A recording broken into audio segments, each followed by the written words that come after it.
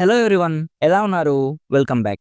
Nocturnal ఇదొక south Korean crime mystery movie guys. Recent గా Jio Hotstar లో స్ట్రీమ్ అవుతుంది. ప్రెసెంట్ తెలుగు ఆడియోలో అయితే లేదు గైస్. డెఫినెట్లీ కొన్ని రోజుల్లో వస్తుంది అనిపిస్తుంది. మన Jake Gyllenhaal the Nocturnal Animals అని ఒక మూవీ ఉంది.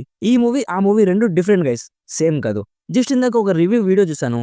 అందులో అతను నాక్టర్నల్ యానిమల్ మూవీలోని పిక్స్ తీసుకొని ఈ మూవీకి రివ్యూ ఇస్తున్నాడు. సో అలాంటి వీడియోస్ చూసి కన్ఫ్యూజ్ అవ్వకండి. నిన్న నైట్ ఈ మూవీ చూసాను. ఇదేదో ఫాస్ట్ పేస్డ్ యాక్షన్ మూవీ కాదు guys. Slow burning crime thriller movie. Detail గా ప్లాట్ అండ్ రివ్యూ చెప్పేస్తాను. అంతకుముందు మీరు మన ఛానల్ ని ఫస్ట్ టైం విజిట్ చేస్తుంటే ఒక్కసారి ఛానల్ చెక్ చేయండి గైస్.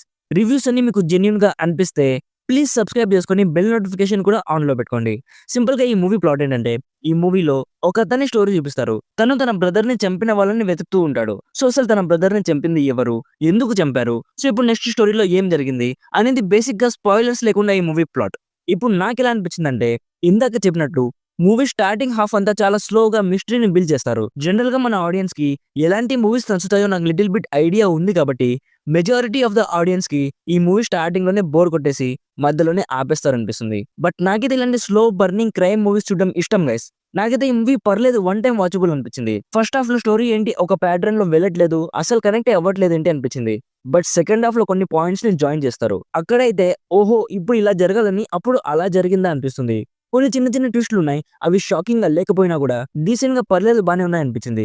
యాక్షన్ అయితే చాలా తక్కువ ఉంటుంది గైస్, ఉన్నంత వరకు బానే ఉంటుంది. ఇదేదో ఎక్స్ట్రాడినరీ యాక్షన్ మూవీ అని మాత్రం అస్సలు ఎక్స్పెక్ట్ చేయకండి. ఎండింగ్ అయితే ఏదైనా సర్ప్రైజింగ్ గా ఉంటుందని ఎక్స్పెక్ట్ చేశా, బట్ అలా ఏం జరగలేదు. సో ఓవరాల్ గా ఇఫ్ మీకు slow burning crime mystery thriller movies చూడడం ఇష్టం అయితే ఎక్కువ ఎక్స్పెక్టేషన్స్ లేకుండా జస్ట్ టైం పాస్ కోసం ఒకసారి ట్రై చేయొచ్చు.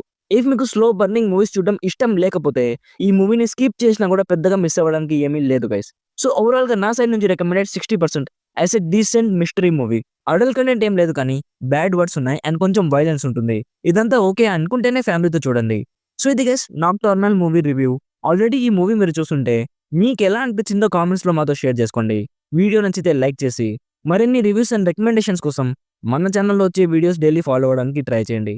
Thank you so much for watching. Meet you in the next video. Bye bye. Jai Hind.